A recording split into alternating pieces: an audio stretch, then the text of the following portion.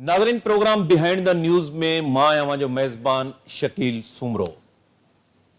अमरीकी मीडिया ऐं ख़ासि तौर ते वाशिंगटन पोस्ट जेको आहे इहो इतलाह ॾिनो आहे त इसराइल कंहिं बि वक़्तु कंहिं बि लम्हे ईरान ते हमिलो करे सघे थो। अहिड़े क़िस्म जी अॻुवाट जेका अॻकथी आहे उहा वाशिंगटन खे बि ॾिनी वई आहे। ऐं अहिड़ी सूरत में जेकॾहिं इसराइल ईरान ते अटैक करे थो त पोइ ईरान जो टारगेट छा हूंदो? छा ईरान इराक जे अंदरि जेके अमरीकी अॾा आहिनि उन्हनि खे टारगेट करे सघे थो? विच ओभर जी सूरत कहिड़े रुख़ सां कहिड़े तरफ़ अॻिते वधी रही आहे? पाक भारत जंग खां पोइ जी जेका सूरत आहे ख़ासि तौर ते विच ओभर ऐं पूरे एशिया जे अंदरि। ऐं हिकिड़ो सुवाल ताइवान जे हवाले सां बि आहे, तमामु घणो अहम आहे त ताइवान वारे मामले ते बि चीन ऐं अमेरिका में कंहिं बि वक़्तु छिकताण वधी सघे थी। अॼोके प्रोग्राम में पाण विच ओभर ऐं एशिया जी जेका सूरत आहे उन ते बि ॻाल्हाईंदासूं। उन खां सवाइ ट्रंप हुकूमत जे ख़िलाफ़ जेके कैलिफोर्निया ऐं ॿियनि हंधनि ते मुज़ाहिरा थी रहिया आहिनि उन हवाले सां बि जेके इलीगल इमिग्रेंट्स जो इशू आहे अॼोके प्रोग्राम में पाण उन ते बि डिस्कस कंदासूं। प्रोग्राम में असांखे जॉइन कयो आहे मीर मज़हर टालपुर साहब। मीर साहब हिन खां पहिरें बि जेके मुख़्तलिफ़ ख़ासि तौर ते जेका आलमी सूरत आहे पंहिंजो एनालिसिस ॾींदा रहिया आहिनि। मीर साहब खे प्रोग्राम में भलीकार चऊं था। मीर साहब, अव्हांखे यादि हूंदो त घणो वक़्तु अॻु अञा जॾहिं हिन ख़िते जे अंदरि के जंग जा जेके आहिनि उहो सूरत हाल वाज़े ऐं चिटी न थी हुई, तव्हां पंहिंजे एनालिसिस में इहो चयो हो त हाणे सूरत हाल जंग तरफ़ वधी रही आहे ऐं तव्हांजो जेको एनालिसिस आहे बिल्कुलु उहो सही साबित थियो। ऐं अॼु असां पाण ख़िते जी सूरत हाल ॾिसूं था त जीअं तव्हां जेको तजियो कयो हो बिल्कुलु 100% उन आधार ते अॼु जेका आहे पूरे ख़िते जी सूरत हाल असांजे आॾो आहे। कीअं ॾिसो था हीउ जेको इसराइल जे तरफ़ां ईरान खे थ्रेट कयो वियो आहे त इसराइल कंहिं वक़्तु ईरान ते हमिलो करे सघे थो? महिरबानी साईं, असल में इनखे ॾिसणो पवंदो हींअर जेका मिडल ईस्ट जी सूरत हाल आहे उन एंगल सां अगरि तव्हां ट्रंप जी या ईरान वारे एंगल सां हींअर पाण ॻाल्हायूं था त उन में जेको बाइडन पीरियड हो उन में नेतन्याहू इसराइल जे प्राइम मिनिस्टर जी कोशिशि हुई त टाइम गेन कजे ऐं गज़ा वार खे कंटिन्यू कजे ऐं सिचुएशन खे मिडल ईस्ट में पंहिंजे फेवर में कजे कंप्लीटली। उन में कंप्लीटली में हू लबनान अची वियो, शाम अची वियो, इराक अची वियो, मिडल ईस्ट जा ॿिया अरब मुल्क अची विया, उहे अरब मुल्क खे काबू कजे। पोइ उन में ईरान ॾुखे में ॾुखी शइ हो ऐं उहो पोइ एक्सेस ईवल जेको बुश जो डॉक्ट्रिन हो उहो एक्चुअली इसराइलिन जो ई डॉक्ट्रिन हो। उहे नाला उन्हनि जे ॾिनल हुआ जेके पोइ हाणे डेट को तारीख़ में के पाण दिलचस्पी हूंदी त उन्हनि खे उहो ख़बर हूंदी त उहो एक्सेस ईवल जो नालो हो। सो ईरान उन्हनि लाइ हाणे आख़िरी बचियो आहे। ऐं ईरान जी हिकिड़ी पंहिंजी हिस्ट्री बि आहे, हिकिड़ो पंहिंजो हिसाबु किताबु आहे, सेंचुरीज़ जा हिसाब सां सोचींदा आहिनि, सिविलाइज़ेशन आहे, हिकिड़ो आम मुल्क कोन्हे, तंहिं करे हुनजी अप्रोच बि डिफरेंट हुजे थी। ऐं उते जी हुकूमत बि आहे, उते जा माण्हू तंग आहिनि, मतिलबु मुख़्तलिफ़ शयूं आहिनि। पर हाणे उनजो रिज़ल्ट इहो थियो आहे त जॾहिं बाइडन गवर्नमेंट वई त पोइ ट्रंप आयो त पोइ नेतन्याहू जी इहा कोशिशि हुई प्राइम मिनिस्टर जी इसराइल जी त हाणे कुझु आसिरो थी पवंदो। पर पोइ उन में अमेरिकन इंट्रस्ट जे एंगल सां हुननि हू पंहिंजे प्रॉब्लम्स में अची विया, इकोनॉमी में, ॿियनि में, इमिग्रेशन में जेके इंटरनल मामला हुआ, तंहिं करे हीउ थोरो डिले थींदो आयो। पर पोइ हुननि अटेम्प्ट इहो कयो त ठीकु आहे, इसराइल जो हमेशह हर वक़्तु ख़्वाहिश हुई त ईरान ते हाणे इहो न्यूक्लियर बहाने सां अटैक करे उनखे उते जी हुकूमत चेंज कजे ऐं मुल्क तोड़जे इनफैक्ट। पोइ उन जो हुनजो प्लान आहे, उन ते हू ऑपरेट करे पियो ऐं हाणे हू लॻे थो त कामयाबु थियण जे क़रीब आहे, मुंहिंजो इहो अंदाज़ो आहे। सो उन में थियो ईअं आहे त बाइडन जॾहिं खां ट्रंप आयो आहे त ट्रंप जी जेका वॾे में वॾी मज़बूत लॉबी आहे उहा ज्यूस लॉबी आहे, जंहिंजे करे हुनजी इकोनॉमी रन करे थी, तंहिं करे हू इनकार नथो करे सघे 100% इसराइल खे। पर हुन रस्तो ई कढियो त ईरान सां नेगोशिएट करियूं था ऐं ईरान खे पोइते आणियूं था। पोइ उन्हनि ईरान सां ॻाल्हियूं बि कयूं, ईरान ते शर्तूं अहिड़ियूं मड़ियूं जो ईरान पूरो कोन पियो करे सघे। पोइ उन्हनि हाणे जेको तरीक़ो वरी इख़्तियार कयो आहे उहो यूएन जे थ्रू यूएन जी बॉडी खे इस्तेमालु कयो अथनि। माना IEA खां इहा वरितो अथनि त ईरान कोन पियो करे, एजेंसी जेका IEA जी जेके शर्तूं आहिनि उन्हनि खे ईरान पूरो कोन पियो करे। हालांकि तयारी उन्हनि जी कयल आहे, इसराइल जी कयल आहे, अमेरिका जी बि कयल आहे। उनजी हिकिड़ी ॿी शक्ल जेका तव्हांखे ॿुधायां, उनजी शक्ल हिकिड़ी इन वक़्तु बि ज़ाहिर थी जेॾीमहिल पाकिस्तान इंडिया जो जेको जहिड़ो थियो, ऑपरेशन ॿई शुरू थिया त ओॾी महिल ईरानी तमामु घणा एक्टिव थिया ऐं हुननि ॿिन्ही मुल्कनि सां मिलिया, छो जो ईरान खे ख़बर हुई त ही जेको ईरान इंडिया ऐं पाकिस्तान जी जेका ऑपरेशन आहे इहो रुकजणु खपे, छो जो हिते जेकॾहिं इहो कमु शुरू थी वियो त अमेरिका जल्दी अची वेंदो, बहानो इसराइल ऐं अमेरिका खे जल्दी मिली वेंदो अचण जो, तंहिं करे इनखे रोकजे। पोइ हुननि पंहिंजो पार्ट प्ले कयो पंहिंजी तरफ़ां, ऐं ट्रम्प जेको विच में पाण थो चवे उन बि कोशिशि कई त ठीकु आहे तव्हां होल्ड करियो, पर ईराननि खे ख़बर हुई त ईअं थिए पियो ऐं अरबनि खे बि इहा ख़बर हुई त इहो थिए पियो, तंहिं करे हुननि बि ईरान खां पाण खे परे कयो। ऐं पाकिस्तान खे जेको अमेरिका कोशिशि कई त असां पाकिस्तान जे पासे आहियूं, इंडिया जे पासे आहियूं, कोन आहियूं, इहो जेको इम्प्रेशन ॾिनो उन जो हिकिड़ो मक़सदु हो त सुबुह जो जेको ईरान सां जहिड़ो थिए थो इसराइल जो, उन में पाकिस्तान पासो वठे अमेरिका जो वापसि, ऐं ईरान जो हमदर्द थिए न ज़ाहिर थिए। इहे ॿ चारि ॻाल्हियूं गॾियल आहिनि जेके 5-6 महीननि में थियूं आहिनि। हाणे इहे शयूं इन पोज़ीशन में अचनि पयूं, हाणे इहे वेंदा यूनाइटेड सिक्योरिटी काउंसिल में आई रिपोर्ट कंदी, पर उते त चूंकि वीटो थी वेंदो, छो जो चाइना ऐं रशिया वेठा आहिनि, तंहिं करे उतां UN सिक्योरिटी काउंसिल मां पाबंदियूं शायदि न लॻी सघनि, पर इसराइल जी जेका हींअर कल्ह जी डेवलपमेंट इहा आहे त उते कैनेसिट में वोट थिया आहिनि ऐं उते जी गवर्नमेंट तमामु रिस्क ते मौजूदु आहे, जेका हर वक़्तु हूंदी आहे, पर डेली वेजिस ते रिस्क ते आहे इसराइल जी गवर्नमेंट, तंहिं करे हू जंग चाहे थो। ऐं हाणे मूंखे लॻे थो त हेतिरा ॾींहं अमेरिका इम्प्रेशन इहो पियो ॾिनो त रुॻो इसराइल थो चाहे, असीं कोन था चाहियूं, पर हाणे जेको लीक थियूं आहिनि ॻाल्हियूं ऐं उन्हनि खे प्रीएम्प्टिव एक्शन खणणा पिया आहिनि, पंहिंजा माण्हू वापसि घुराइणा पिया आहिनि, फ़ौजी वापसि घुराइणा पिया आहिनि जेके मिडल ईस्ट मां अमेरिका खे, छो जो ईरान ओपनली चयो आहे त असीं पोइ हुननि सां विढ़ंदासूं ऐं तव्हां सां डायरेक्ट विढ़ंदासूं, तव्हांजे अॾनि ते अटैक कंदासूं। ऐं पोइ ईरान जूं जेके प्रॉक्सीज़ आहिनि, पोइ यमन आहिनि या इराक में आहिनि या सीरिया में आहिनि, जिते लबनान में आहिनि, उहे सभु मूव थींदियूं। तंहिं करे इहा रुॻो ईरान ऐं इसराइल जी जंग कोन थींदी जीअं यूक्रेन जी मैनेज करे विया इसराइल जी, यूक्रेन ऐं रूस जी। ही मूंखे शक आहे त ही थोरी वधी सघे थी, ऐं ॿियो त इन जो इफेक्ट इकोनॉमी ते आयल जी शक्ल में पइजी सघे थो, छो जो अगरि हिकिड़े बि जहाज़ खे किथे बि तारपीडो लॻो हुर्मुज़ में, ख़लीज हुर्मुज़ में, त पोइ उन जो आयल ते तमामु वॾो इम्पैक्ट पवंदो ऐं इकोनॉमीज़ ते वॾो असरु पवंदो, ऐं इन में अमेरिका इसराइल गॾु बि ईंदा, अरब न्यूट्रल थींदा, बाज़ार ईअं लॻे पियो। पर रूसियुनि जो ईरान सां एग्रीमेंट आहे, जेकॾहिं ईरान ते हमिलो थियो त पोइ रूसी उनजी मदद कंदा, ओपनली मदद कंदा, ऐं चाइना बि विच धुरो पासो कोन वठंदो, कोशिशि कंदो त उहो बि थोरो उनखे मॉरल सपोर्ट ॾे, जीअं उन रशिया खे ॾिनी यूक्रेन वार में। मीर साहब, हिन सॼी सूरताल खे तव्हां जेको अरबन जी बि ॿुधायो, ताज़ो जेको ट्रम्प जो दौरो हुयो कतर, सऊदी अरब, UAE जो, ऐं उनखां बाद में मुख़्तलिफ़ जेके अमेरिका, जीअं तव्हां चओ त हाणे अमेरिका खुलियल तौर ते इसराइल जी जेका आहे हिमायत करे रहियो आहे, जेकॾहिं अहिड़ो को अटैक थिए थो त तव्हां सम्झो था त उते रूस जी, चाइना जी छा पोज़ीशन हूंदी, ईरान जूं जेके प्रॉक्सीज़ आहिनि केतिरो इफेक्टिव थी सघनि थियूं, सूरताल छा हार्ड वार जी तरफ़ बि वञी सघे थी? बिल्कुलु साईं, हार्ड वार जी तरफ़ वञी सघे थी, ऐं हीअ ॿिनि मुल्कनि जो आउं चवां थो, मुंहिंजो चवण इहो त ॿिनि मुल्कनि खां मामिलो वधी सघे थो। जीअं यूक्रेन ऐं रशिया ताईं रहिया, मदद उन्हनि यूक्रेन जी कई ऐं उनखे डिघो खणी आया 3 साल, इंग्लैंड जी मदद सां ऐं ॿियनि जी मुल्कनि यूरोप जी मदद सां डिघो करे आया।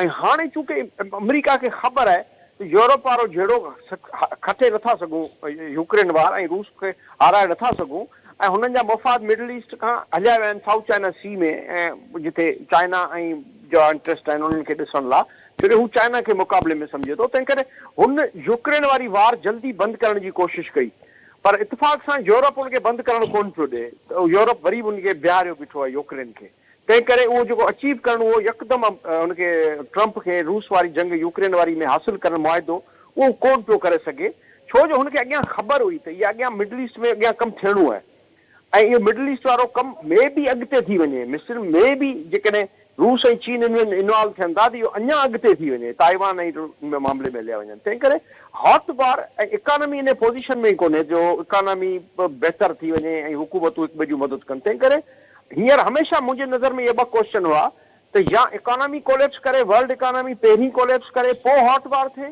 या हॉट वार खां पोइ इकोनॉमी कोलेप्स करे, तंहिं करे हींअर बि क्वेश्चन इहे ई आहिनि, तंहिं करे हॉट वार जा चांसिस मौजूदु आहिनि, ऐं उन में मौजूदु इन जे करे आहिनि जो उन्हनि जा तय थियल आहिनि, मिसाल तौर इहो एग्रीमेंट तय थियल आहिनि, ऐं ॿियो डेस्परेट आहे, Israel is a very very desperate, माना हुनखे जंग खपे ई खपे, ऐं हू सम्झे थो हींअर अगरि मूं ईरान खे कमज़ोर न कयो त पोइ शायदि कॾहिं बि न करे सघां, ऐं उन में अरब बि पाण खे पासे ते रखण जी कोशिशि कंदा, पर जेॾीमहिल जहिड़ो डिघो थियो त पोइ शायदि न करे सघनि, पर रूस त मुंहिंजो ख़्यालु आहे त बाक़ाइदे इन्वॉल्व थींदो हथियारनि जी सप्लाई में उनजो मिसाब जी तव्हां चयो त ही सॼी सूरताल हॉट वार जी तरफ़ वञी सघे थी। ताइवान जो जेको इशू आहे उहो ताइवान जो जेको मामिलो आहे उन ते ताइवान ते जेकॾहिं को मामिलो जेको आहे उहो हथनि मां निकिरे थो, तव्हां सम्झो था चाइना ऐं अमेरिका जी छिकताण में अञा वधीक इज़ाफ़ो थींदो? अहिड़ी सूरताल में ज़ाहिर आहे तव्हां चयो त रशिया जेको आहे उहो बि ख़ामोश न वेहंदो। ताइवान वारे मामले ते इशू ते उहो कीअं तव्हां सम्झो था पिया त कहिड़े पासे कहिड़े रुख सां अॻिते वधी सघे थो? साईं ताइवान जी त क्लियर पोजीशन आहे चाइना जी, त ताइवान मुंहिंजो आहे, जेको हुनखे हथियार ॾिए थो उहो मुंहिंजो मुखालिफ़ आहे। ऐं अमेरिका पंहिंजी पॉलिसी शिफ्ट कई आहे, जेको अॻे वन चाइना ते बिलीव कंदो हाणे हू ताइवान खे अॻियां करे पियो। ऐं हाणे हू पंहिंजा उते डिले रुअण जे करे हुई जो कोरिया साउथ कोरिया में इलेक्शन हुई, उते हुननि जो अलाइज़ जो मुल्क अची वियो आहे अमेरिका जो, तंहिं करे उते जापान ऑस्ट्रेलिया ऐं साउथ कोरिया इहे उते ऐं फिलिपीन हुननि जो वॾो बेस जेको हींअर अमेरिका उते ठाहियो आहे उहो फिलिपीन जो ठाहियो आहे, जेको हुन सां चाइना खे तंग करे पियो। ताइवान वारे मामले ते चाइना अॻिते थिए पियो, अमेरिका वरी फिलिपीन जे थ्रू चाइना खे तंग करे पियो ऐं दुनिया खे इंप्रेशन ॾिए पियो त ही सभु मुल्क आहिनि। पर हींअर प्रैक्टिकली आसियान जेके मुल्क आहिनि, आसियान जे जेके साउथ ईस्ट एशिया जा सभु मुल्क आहिनि जेके आसियान जे अरेंजमेंट में आहिनि, उहे उन्हनि इहो हींअर मीटिंग थी, शंग्रीला कॉन्फ्रेंस थी हींअर हफ़्तो अॻु में अमेरिका सिंगापुर में। उन खां पहिरीं मलेशिया में जेका आहे, मलेशिया हींअर आसियान जो हेड आहे, उन बि इहो इंप्रेशन इहो ॾिनो त अगरि इवन सिंगापुर जहिड़ो मुल्क जेको हेसी ताईं इन चयो पिए त असीं चाइना अमेरिका जे झेड़े में इन्वॉल्व कोन हूंदासीं, इंडिपेंडेंट हूंदासीं, पर पोइ उन्हनि खे हाणे जेको शंग्रीला कॉन्फ्रेंस में ऐलान थियो आहे, सिंगापुर जहिड़े मुल्क इहो चयो आहे त न असीं इहो जेकॾहिं असां त इहो मजबूर थी वियासीं त असीं इसराइल अमेरिका ऐं चाइना जे विच में असांखे चूंड करणी पई त पोइ असीं उसूली कंदासीं। ऐं उहा उसूली छा आहे त चाइना जो ही बैकयार्ड आहे, ही इलाइक़ो चाइना जो आहे, ही अमेरिका जो इलाइक़ो न आहे, तंहिं करे त अमेरिका खे वधीक अॻिते न अचणु खपे। तंहिं करे मूंखे लॻे थो त चाइना पंहिंजी दोस्तनि खे वधाइण में वधियो थियो आहे ऐं अमेरिका कमज़ोर थियो आहे। ऐं हाणे अमेरिका रुगो कोशिशि करे पियो त थोरो डिले कजे, पाण खे तयारु कजे ताकी सुबुह जो झेड़ो थिए उन में असीं कामयाबु थियूं। पर इहो बि जेकॾहिं मिडल ईस्ट वारो झेड़ो थियो त पोइ ताइवान वारे खे बि गरम थियण में, अञा वधीक गरम थियण में ऐं इन जा चांसिस में बार अञा लेवल मथे थींदी गर्मी में। तंहिं करे मूंखे शक आहे इहा बि थी सघे थी। ऐं पोइ हींअर चाइना नथो विढ़णु चाहे, पर जेकॾहिं ही जहिड़ो डिघो थियो ईरान वारो ऐं इसराइल वारो, त पोइ शायदि मूवमेंट ताइवान जो बि वारो अची वञे ऐं पोइ इहा पाण हुनखे थर्ड वर्ल्ड वार ओपनली चई सघूं था, जंहिंमें वॾा पावर इन्वॉल्व थी वञे। मिसाब तव्हां जीअं चयो त अमेरिका कमज़ोर थी रहियो आहे, अमेरिका जा जेका इंटरनल मामला आहिनि, ख़ासि तौर ते इलीगल इमिग्रेशन वारो मामिलो आहे, मैक्सिको सां जेके हुनजा मामला हली रहिया आहिनि, हिन वक़्तु कैलिफोर्निया जी सूरताल तव्हांजे आॾो आहे, त इंटरनल इकोनॉमिकल मामला जेके आहिनि अमेरिका जे अंदरि, उहो वधीक अमेरिका खे केतिरो कमज़ोर बणाए सघनि था? साईं अमेरिका ॾिसो ट्रांज़िशनल पीरियड, सभु को चए थो ट्रम्प इज़ अ ट्रांज़िशनल, ऐं सभु चवनि था त हाणे अमेरिका जी इकोनॉमी उहा तकड़ी कोन्हे। तंहिं करे हुन तकिड़ो फ़ैसिलो कयो आहे, जो इकोनॉमी जो फ़ैसिलो कयो, टैरिफ जो फ़ैसिलो कयो, ट्रेड जो कयो, आइसोलेशन जो कयो, जेको पाण खे अकेलो कयो, पाण फ़ैसिला कया, उन जी शकल आहे। ऐं ट्रम्प जा जेके ॿ वॾा फ़ैसिला आहिनि न सर, हिकिड़ो आहे इकोनॉमी जो फ़ैसिलो, जंहिंमें टैरिफ ऐं पंहिंजे मुल्कनि खे ॿियनि मुल्कनि खां अकेलो कई ऐं उन पंहिंजे मुल्क जी इकोनॉमी बहितर करण जी ॻाल्हि कई, या जेका करे सघे थो या नथो करे सघे या पोइ जी ॻाल्हि। पर हुन जेको इकोनॉमिकल अमेरिका जे अंदरि ॿ वॾा मामला आहिनि, हिकिड़ो इकोनॉमी जो मामिलो आहे जंहिंमें महांगाई जा चांसिस आहिनि, वधीक महांगाई थिए, वधीक ॾुखियाई थिए, हिकिड़ी ॻाल्हि। ॿियो जेको इमिग्रेशन जो फ़ैसिलो कयो त इमिग्रेंट जेके आहिनि उन्हनि खे ॿाहिरि कढणो आहे पंहिंजे मुल्क मां, पोइ चाहे केरु बि हुजनि। हाणे इमिग्रेंट जी इकोनॉमी आहे उन्हनि जी पूरी उते जेका अमीर माण्हू कमाइनि था, जंहिंमें कंस्ट्रक्शन इंडस्ट्री आहे, जंहिंमें तव्हांजी लैंडस्केप ऐं एग्रीकल्चर इंडस्ट्री आहे, जेके ॾुखिया कम आहिनि उहे इमिग्रेंट कंदा आहिनि, उहे अमेरिकन्स कोन था कनि। तंहिं करे इवन कारो अमेरिकन बि कोन थो करे। तंहिं करे इमिग्रेंट जी पूरो हिकिड़ो वॾो हिसो आहे इकोनॉमी में। उन्हनि जी जेका टेक्सटाइल आहे, कंस्ट्रक्शन आहे, एग्रीकल्चर आहे, मुख़्तलिफ़ उन्हनि जूं इकोनॉमी जा एंगल आहिनि, जेके गुडाउन्स आहिनि, जेके एमेज़ॉन, फेसबुक, जेके वॾा हिननि जा वेयर हाउस आहिनि, उते बि कमु कंदा आहिनि, इमिग्रेंट कंदा आहिनि ऐं उते जी घटि पैसनि ते उहो कमु कंदा आहिनि। तंहिं करे उते जी इकोनॉमी जो, इमिग्रेंट जो इशू उते जी इकोनॉमी सां रिलेटेड इशू आहे ऐं महांगाई बि थींदी त उन में बि उहे माण्हू ईंदा। तंहिं करे इहो विदिन अमेरिका विदिन प्रॉब्लम आहे। ऐं हीअ जेको ॿाहिरि मामला आहिनि, इहे बि हिकु ई वक़्त में हलनि पिया। फ़िलहालु हू चाइना सां एग्रीमेंट करे वियो आहे, पर ॿियनि मुल्कनि सां हुन कोन कयो आहे ऐं ॿियनि मुल्कनि खे हू पंहिंजी शर्त रखे थो, जेको मुल्क मुंहिंजी ॻाल्हि मञींदो उहो कोन कंदो। हाणे उहो ऐलान करण वारो आहे अमेरिका त भई जेको मुल्क मुंहिंजो कंडीशन शर्तूं मञे थो, उनखे आउं कारोबार हुन सां कंदुसि, ॿिए सां कोन कंदुसि। हेतिरा ॾींहं चयो ॻाल्हियूं करियां पियो।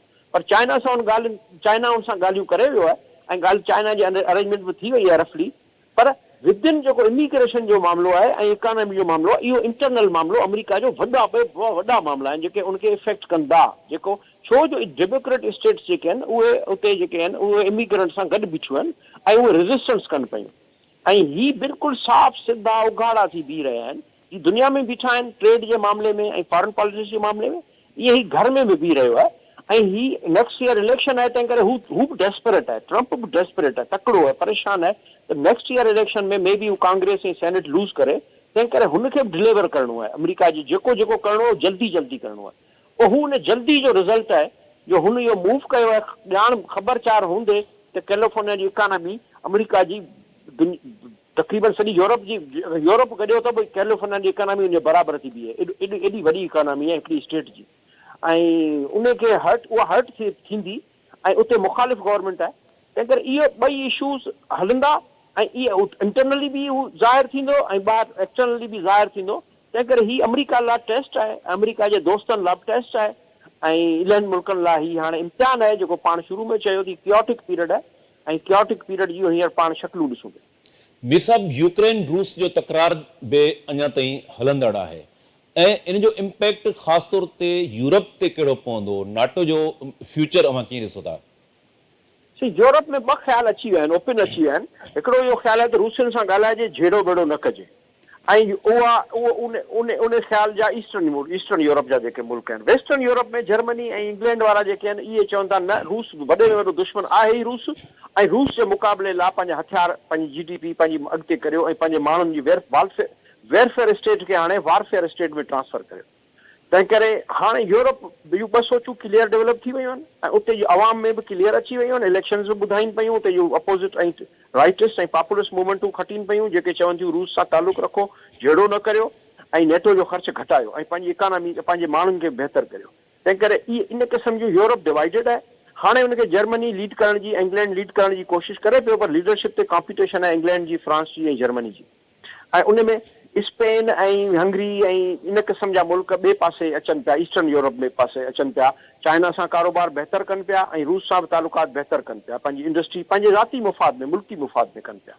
तंहिं करे नेटो जो जेको हींअर तकड़ पियो करे 5% लॻायो GDP जो, तमामु वॾो आहे, 3% ताईं वॾी मुश्किल सां पहुची सघंदा, 2-2.5 ते हींअर कोन पहुता आहिनि अञा GDP जे रेशियो ते, डिफेंस एक्सपेंडिचर ते। पर हाणे छा आहे त बिल्कुलु तबले जंग वॼाए छॾियो अथनि ऐं हू चवनि पिया त भई ॿिया कम सभु छॾियो ऐं हथियार ठाहियो ऐं जंग जी तरफ़ वञो। हाणे इहा उते जा अवाम जंग लाइ बिल्कुलु तयारु कोन्हे, छो जो हुननि ॿ वॾियूं जंगूं ॾिठियूं आहिनि, world war, second world war ॾिठियूं आहिनि, यूरोप ॾिठियूं आहिनि। तंहिं करे दुनिया जे ॿियनि मुल्कनि खे हिन जंगुनि जे बारे में अंदाज़ो कोन्हे, पर यूरोप जे माण्हुनि खे ख़बर आहे ऐं उहा जनरेशन अञा ज़िंदा बि आहे ऐं उहो हर साल ॾींहुं मल्हाईंदा आहिनि। मीर साहब, इन सॼी सूरत हाल जे अंदरि पाक भारत जंग, उन खां पोइ सीज़ फायर ऐं हिन वक़्तु जेको आहे बिलावल भुट्टो ज़रदारी जी सरबराही में, होॾां शशि थरूर जी सरबराही में मुख़्तलिफ़ मुल्कनि जा दौरा सफ़ारती तौर ते जारी आहिनि। अवां कीअं ॾिसो था त पाकिस्तान ऐं हिंदुस्तान किथे बीठल आहिनि? कश्मीर वारे मामले ते को डायलॉग जी सूरत हाल निकिरी सघे थी? ॿिन्ही मुल्कनि में सफ़ारती जेके लाॻापा आहिनि अञा वधीक ख़राब थींदा, या अवां सम्झो था त किथे न किथे डायलॉग जो को स्पेस निकिरी सघे थो? साईं, मूंखे कोन थो लॻे डायलॉग जो, छो जो इंडिया बिल्कुलु क्लियर लाइन वठी छॾी आहे ऐं असांजी लाइन उहा साॻी पुराणी आहे जेका असीं हमेशह चवंदा आहियूं, ॻाल्हायो ॻाल्हायो ॻाल्हायो, ऐं केरु कोन थो ॻाल्हाए। ऐं अमेरिका रुॻो हींअर वक़्ती तरह इंडिया जो वक़्ती तरह, मुंहिंजो चवणु आहे त इन ॻाल्हि ते आउं ज़ोर ॾियां थो त टेम्पररी इंडिया खे थोरो कोल्ड शोल्डर ॾिनो आहे ऐं पाकिस्तान खे थोरो अहमियत ॾिनी आहे। उन जो सबबु इहा ईरान ऐं इसराइल जंग आहे जेको आउं सम्झां थो। तंहिं करे पाकिस्तान खे थोरी जेका लिफ्ट मिली आहे उन जो वॾो सबबु इहो आहे त अमेरिका इन जंग में पाकिस्तान जो रोल प्रो इसराइल ऐं प्रो अमेरिका वठणु चाहे थो। ऐं उन जो जेको हींअर आउं उन्हनि जो बाक़ियुनि माण्हुनि जी ॻाल्हियुनि खे घटि अहमियत ॾींदो आहियां। उन्हनि जी फ़ौज जेको जनरल कुरेरा जेको साउथ कमांड जो आहे, उन जी हींअर कल्ह टियों ॾींहुं जेका कांग्रेस में पेश थियो आहे, उन हिकिड़ो वर्ड पाकिस्तान लाइ चयो आहे, उहो इम्पोर्टेंट वर्ड आहे। उनखे हू पाकिस्तान खे फिट करे थो, चए थो मुंहिंजो फिनोमिनल पार्टनर आहे, कॾहिं कॾहिं जो पार्टनर आहे। माना हुनखे स्ट्रेटेजिक पार्टनर जी ॻाल्हि कोन थो करे, स्ट्रेटेजिक अलायंस जो इंडिया सां आहे, पर हुन हींअर फिनोमिना पार्टनर जो नालो ॾिनो आहे। त हाणे इहा शइ फिट थिए थी त ईरान वारे मामले में बि हू चाहींदा त असां सां पाकिस्तान बीहे, छो जो वरी हुनजो मुफ़ाद इसराइल जे करे अमेरिका जो हिते अचे थो। अदरवाइज़ अमेरिका हितां पंहिंजो मुफ़ाद कढी साउथ चाइना सी हलियो वियो आहे ऐं ओपनली हलियो वियो आहे ऐं चए थो होॾां वञा। तंहिं करे मूंखे घटि थो लॻे ऐं उहा जेका इंडिया पंहिंजो इहो ऑपरेशन करे पंहिंजी असेसमेंट बि करे वियो आहे, पंहिंजा अलाइज़ बि ॻोल्हे वियो आहे ऐं हुनजा अलाइज़ रूसनि सां वधीक वधीक तकिड़ो थियो आहे, वधीक मज़बूत थियो आहे, रूसनि सां वधीक हथियारनि जी डीलिंगूं वधीक कयूं आहिनि ऐं यूरोपियन जे डप में त सुभाणे यूरोपियंस में बि मूंखे वेपन न ॾियनि जॾहिं आउं अमेरिका जे साम्हूं अची, माना कहिड़े मामले में मूंखे अमेरिका जे साम्हूं अचणियूं पए त पोइ उहो हाणे वधीक हथियार पंहिंजा पाण पियो ठाहे ऐं ॿियो रूस सां डिपेंड पियो करे ऐं पर मूंखे लॻे थो त वक़्ती तरह असांखे लिफ्ट कराईंदो अमेरिका ऐं अॻिते हली हुनखे वरी इंडिया सां मामिलो ट्रेड करणो पवंदो, छो जो स्ट्रेटेजिकली हुनजो चाइना जे साम्हूं वरी बि इंडिया ईंदो, ॿियो केरु कोन थी सघे। मीर साहब, अफ़गानिस्तान जी सूरताल खे कीअं ॾिसो था? अफ़गानिस्तान सां ताज़ो जेको आहे उहो सफ़ीर बि इस्लामाबाद में अफ़गानिस्तान तरफ़ां मुक़ररु कयो वियो आहे। अफ़गानिस्तान उते चाइना जी बि एंट्री आहे, पाकिस्तान खे केतिरो एक्सेस मिली सघे थो अफ़गानिस्तान में? अफ़गानिस्तान हींअर न्यूट्रल पियो प्ले करे सभिनी सां जेको एडॉप्ट कई अथसि पॉलिसी, इंडिया वारी पॉलिसी एडॉप्ट कई अथसि, वेस्ट सां बि गॾु आहे ऐं ब्रिक में बि गॾु आहे। अफ़गानिस्तान हींअर चीन जो बि सफ़ीर अनऑफिशियली हुननि अनाउंस करे छॾियो आहे, पाकिस्तान बि अनऑफिशियली करे छॾियो आहे, इंडिया जो बग़ैर इंडिया जो थी वियो आहे बग़ैर कंहिंजी मंज़ूरी जे, मतिलबु बग़ैर अफ़गानिस्तान खे रिकनाइज़ करण जे, मञण जे, हुकूमत खे ऑफिशियली अनऑफिशियली उन्हनि डी फैक्टो इंडिया, चाइना, रूस ऐं पाकिस्तान सां हुननि जा एम्बेसडर लेवल जा तालुकात थी विया आहिनि ऐं हुन चाइना सां हू कोशिशि करे पियो कारोबार करण जी। इंडिया अमेरिका बि विच कोशिशि करे पियो त तालिबान खे अञा न्यूट्रल रखियो अचां ऐं तालिबान अञा ताईं उहा ॻाल्हि न्यूट्रलिटी में कोशिशि करे पियो त पाकिस्तान सां बि हलंदो अचां, इंडिया सां बि हलंदो, हींअर हू चैनी सां हलंदो अचे पियो। हाणे उहा शइ ज़ाहिर थींदी जंहिंमहिल ईरानी जंग थी वेंदी त पोइ उन में पाकिस्तान ऐं अफ़गानिस्तान ओपन थी वेंदा त उहे कहिड़े पासे था वञनि ऐं इंडिया बि ओॾी महिल ओपन थी वेंदो। हीउ जहिड़ो जेको आहे न, हीउ जेको जहिड़ो ईरान वारो आहे, इसराइल वारो, इन में ॿ चारि मुल्क बिल्कुलु ओपन थी वेंदा, इंडिया, पाकिस्तान ऐं तव्हांजो अफ़गानिस्तान। इनखे हिकिड़े पासे थियणो पवंदो ऐं उहे केॾांहुं था वञनि आई डोंट नो, पर इंडिया त ज़ाहिर आहे न्यूट्रल कोशिशि कंदो, छो जो हुनजो ईरान सां हुनजो इकोनॉमिक इंट्रस्ट आहे, हुन खां आयल वठे थो, हुन सां कारोबार करे थो, हुन सां एग्रीमेंट्स आहिनि ऐं ईरान जे थ्रू ई हू सेंट्रल एशिया वञे थो, चाबहार जे थ्रू ई वञे थो, अफ़गानिस्तान बि ईरान जे थ्रू थो ऑपरेट करे, सेंट्रल एशिया बि इंडिया करे थो, तंहिं करे इंडिया न्यूट्रल रहण जी कोशिशि कंदो ऐं हुनजी पॉपुलेशन बि शिया आहे, तंहिं करे हू कोशिशि कंदो त पंहिंजी पॉपुलेशन खे होस्टाइल न करे। तंहिं करे इंडिया कोशिशि कंदो त इसराइल वारे ईरान जहिड़े में हू पाण खे न्यूट्रल करे। अफ़गानिस्तान बि कोशिशि कंदो त हू पाण खे न्यूट्रल करे, छो जो हुनजो ईरान सां वॾो बॉर्डर आहे, वॾो कारोबार आहे, ईरान सां हुनजी रेल लिंक बि डेवलप कयो आहे, हेरात टू अफ़गानिस्तान, ऐं उहो पोइ खणे पिया वञनि सेंट्रल एशिया। तंहिं करे अफ़गानिस्तान ऐं ईरान, इंडिया पाण खे कोशिशि कंदा त असीं न्यूट्रल रहूं इन ईरान इन बाग में। तंहिं करे मूंखे हीअं लॻे थो त अफ़गानिस्तान हींअर प्ले वेल, पंहिंजे हिसाब सां हू सभिनी सां तालुक बहितर रखण जी कोशिशि करे पियो। महिरबानी मीर मज़हर टालपुर साहब। बलोचिस्तान कोटिया मां सीनियर सहाफ़ी ऐं सीनियर तज़िये निगार आहिनि जावेद लांघा साहब असांखे जॉइन कयो आहे। जावेद खे प्रोग्राम में भलीकार चऊं था। जावेद, अमरीकी मीडिया में जेको रिपोर्ट थियो आहे त उन में चयो वियो आहे त इसराइल कंहिं बि वक़्तु ईरान ते अटैक हमलो करे सघे थो। जेकॾहिं इसराइल ईरान ते हमलो करे थो त पोइ हिते जी सूरत हाल जेको आहे उहो किथे वञी पहुचंदी? ईरान जो काउंटर जेको आहे उहो टारगेट छा हूंदो? छा उहो इराक में अमरीकी अॾनि ते हमलो करे सघे थो? ऐं ताज़ो जेको ट्रंप जो क़तर, सऊदी अरब ऐं यूएई जो दौरो हुयो, उन खां बाद में पाकिस्तान जे प्राइम मिनिस्टर ईरान जो बि दौरो कयो आहे, इन सॼी सूरत हाल में कीअं ॾिसो था? सूरत हाल हॉट वार तरफ़ वञी सघे थी पई या सम्झो था त मामला किथे न किथे सेटल थी वेंदा? महिरबानी शकील साहब, पहिरियां ॾिसो अमेरिका ऐं ईरान जे विच में हिकिड़ी निगोशिएशन ॻाल्हियूं जेके आहिनि एक्मी प्रोग्राम ते हलंदड़ हुयूं ऐं उन में गुज़िरियल महीने त कोई इम्प्रेशन ईअं पियो आयो त ॿई मुल्क जेके आहिनि कीअं डील ऐं मनसूबे खे वेझो पहुची वेंदा ऐं दुनिया इन कॉन्फ्लिक्ट मां हिन मां निकिरी वेंदी।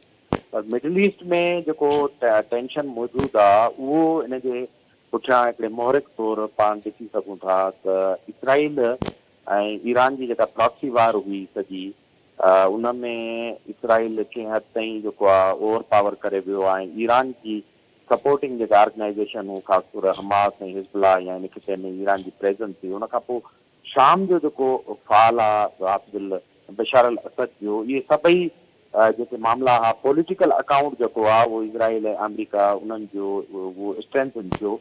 इन करे हिकिड़ी कावड़ जेका आहे नेचुरल उहा ईरान में अंदरि बि मौजूदु आहे, उनजी लीडरशिप में मौजूदु आहे, उनखे वक़्ती तौरु शिकस्तूं आयूं। त इन सॼे मौक़े खे कैपिटलाइज़ ते कयो अमेरिका ऐं ख़ासि तौर ते ट्रम्प एडमिनिस्ट्रेशन आहे ईरान ते दबाव विझी उन जेको एटमी प्रोग्राम आहे जेको एटमिक एनर्जी जेका काउंसिल आहे उन्हनि जा बि जेके रिपोर्ट्स या गोसिप आहिनि, ईरान जेको ऑलमोस्ट उन प्रोग्राम खे पहुची चुको आहे ऐं उहो उन एजेंसी मुताबिक़ उहो जेको आहे उहो ख़ुदि उनजी वायलेशन आहे जेको इंटरनेशनल लॉज वग़ैरह आहिनि। इन करे अमेरिका पहिरियां त ॿुधण में पियो आहे कि प्रेशर जेको आहे उहो कैपिटलाइज़ था कनि पिया जीअं ईरान हिन मौजूदा सूरत हाल में जेका कमज़ोर पोज़ीशन आहे उन में गिव अप करे ऐं कंहिं अहिड़ी डील थी अचे जिते इंटरनेशनल इंस्पेक्शन या इंटरनेशनल जेके लॉज आहिनि उन्हनि तहत ईरान इहो प्रोग्राम गिव अप करे ऐं उनखां पोइ हिकिड़ी नई शुरूआत थिए। पर हिकिड़ी ज़िम्मेवार अख़बार जॾहिं इहा करे थी ऐं कॉन्फ्लिक्ट बि मौजूदु आहे त उनखे ईअं ख़ारिज इम्कान नथो करे सघे। ज़ाहिर आहे जीअं तव्हां चयो इन जा फार रीचिंग ऐं ख़तरनाक जेके आहिनि कॉन्सिक्वेंसिस निकिरंदा, छाकाणि जो इज़राइल जॾहिं हमिलो कंदो त ईरान ऑटोमेटिकली उनखे अमेरिका ऐं इज़राइल जो हिकिड़ो गॾियल हमिलो सम्झे पियो। जीअं ईरान अमेरिका चवंदो रहियो आहे कि इज़राइल मथां जेको बि हमिलो हूंदो उनखे अमेरिका मथां हमिलो सम्झो वेंदो। हिकिड़ो अलायंस आहे जेको उन्हनि जो डिक्लेयर्ड उन्हनि जी जेका पोज़ीशन आहे त उनमें त ज़ाहिरी तौरु ईरान ते जेकॾहिं स्ट्राइक थियो त पोइ ईरान जो जेको मुमकिन वेझो रिटेलिएशन आहे उहो मिडल ईस्ट जा मुल्क आहिनि जिते अमरीकी अड्डा, अमरीकी मफ़ाद या अमरीकी पहिरिया जेका आहे मौजूदु आहे। तव्हां कॾहिं ॿुधियूं बि हूंदियूं त जेको आबनाए हुरमुज़ आहे, स्टेट ऑफ हुरमुज़ जंहिंखे चवंदा आहिनि, जंहिंमें दुनिया जो 70% जेको आहे पहिरीं बेड़ा ऐं कारोबार थींदो आहे, उतां बि अमेरिकन जेका आहे उहो प्रिकॉशनरी कुझु सिग्नल मोकिलिया आहिनि। बरतानिया बि वार्निंग्स जारी कयूं आहिनि त उते ट्रैफिक खे घटायो वञे ऐं पंहिंजी डिप्लोमेटिक जेके हिननि जी प्रेज़ेंस आहे अमेरिकन जी इन्हनि मुल्कनि में उहा बि घटाई वई आहे। इन करे अख़बार जी जेका इहा रिपोर्ट आहे सिर्फ़ु कंहिं जेको आहे ख्वाहिश या गॉसिप ते बदल न आहे, इन जे पुठियां हिकिड़ी कंक्रीट इविडेंस आहे। हाणे ॾिसणो इहो पवंदो त इहो हमिलो केॾो सीवियर हूंदो ऐं ईरान जो जवाबी जेको मामिलो हूंदो उहो कहिड़ो ख़तरनाक हूंदो, छाकाणि जो ऑलरेडी दुनिया हिकिड़ी तव्हांखे ख़बर आहे जंगी फेज़ में आहे। यूरोप में यूक्राइन ऐं रशिया जी जेका वार आहे, मिडल ईस्ट जी वार जेका आहे उहा ख़तमु न थी आहे ऐं हीअ बि मिडल ईस्ट जो हिकिड़ो हिसो ऐं एक्सटेंशन आहे त तमामु घणो अनफॉर्चुनेट हूंदो ऐं इवन असां लाइ बि इहो तमामु घणो ख़तरनाक हूंदो। जावेद, जेकॾहिं जीअं तव्हां चयो जेकॾहिं ईरान गिव अप नथो करे त अहिड़ी सूरत हाल में जेकॾहिं इज़राइल ईरान ते अटैक करे थो त पोइ ईरान जूं जेके प्रॉक्सीज़ आहिनि उहे केतिरो इफेक्टिव थी सघनि थियूं? रूस ऐं चीन जी पोज़ीशन किथे हूंदी? छा उहे ईरान जी सपोर्ट कंदा या ख़ामोश रहंदा? बिल्कुलु इहे आम शयूं न सॼे खिते ते इन जो असरु पवंदो। असां बि ईरान जा पाड़ेसरी आहियूं ऐं उन हमले जी नेचर छा हूंदी ऐं असां ख़ुदि किथे एक्सटेंड कंदासीं। ऐं पाण जॾहिं ॻाल्हि ॿोल करे रहिया आहियूं त इहे इतला आहिनि त असांजे मुल्क जो जेको आर्मी चीफ आहे, फील्ड मार्शल आहे जनरल आसिम मुनीर साहिबु, उहो बि अमेरिका आहे। ज़ाहिर आहे असांजी लीडरशिप खे का न का जेका आहे हिन मामले जी ख़बरचार आहे। तव्हां जीअं चयो वज़ीर आज़म बि ईरान जो दौरो कयो त डिप्लोमेसी जा जेके चैनल्स आहिनि इस्तेमालु कंदा हूंदा एज़ अ पाड़ेसरी, हुनखे ख़बर आहे पंहिंजो फॉल आउट थींदो। असांजो ख़ुदि जेको बलूचिस्तान रीजन आहे उहा बि ट्रबल रीजन आहे जेका ईरान सां बाज़िंग आहे, त इन्हनि जा फार रीचिंग कॉन्सिक्वेंसिस आहिनि। ऐं होॾे बि यूक्रेन जे हमले खां पोइ जेको रशियन सेंटीमेंट आहे उन में क्लियरली इहो अचे पियो त जो जेको आहे उहो अटेम्प्ट आहे रूस मथां ऐं यूक्राइन कैपेसिटी नथो रखे अहिड़े क़िस्म जो जेको आहे कोवर्ट क़िस्म जो ऑपरेशन करण जो, त उते बि सेंटीमेंट हाई आहे। चाइना ख़ुदि जेके चाइना जा अफ्रीका ऐं ॿिए हंधि जेके एडवांसमेंट आहिनि या जेके फार्मर कॉलोनीज़ आहिनि यूरोप जूं जेके अमेरिका जो इन्फ्लुएंस आहे उते ख़ुदि चेंजिस पियूं अचनि पियूं ऐं हिकिड़ी जियो पॉलिटिक्स में तमामु वॾी उथल पुथल आहे। इन करे ई चऊं था जॾहिं वॾा पावर्स इन्हनि इन्वॉल्व थी विया ऐं जेको खितो अॻे ई वोलाटाइल आहे ऐं ईरान बि जेकॾहिं जवाबी कार्रवाई कई ऐं पंहिंजी प्रॉक्सीज़ जे थ्रू या मिडल ईस्ट जा जेके नंढड़ा नंढड़ा मुल्क आहिनि जेके ऑलरेडी जंहिंजो डिफेंस सिस्टम सॼो अमेरिका या उनते डिपेंड थो करे, हिकिड़ी वॾी जंग यानी अगरि जेकॾहिं असां ग्लोबल वार न चऊं त खिते जी हिकिड़ी जेका वॾी जंग आहे उनजो पेशकमो साबित थी सघे थो। ऐं अॼोके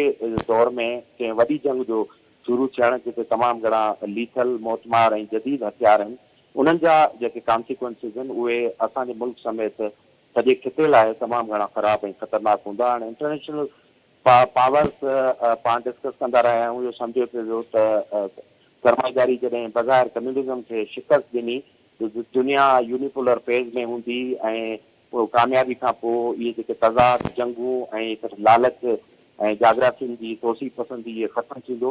पर अनफॉर्चुनेटली उहो न थी सघियो आहे ऐं दुनिया में उहा हबच लालच ऐं वॉर मॉन्गरिंग ऐं जंग लाइ जेके इम्कान आहिनि उहे अञा ताईं मौजूदु आहिनि, जेके तमामु घणो ख़तरनाक आहिनि।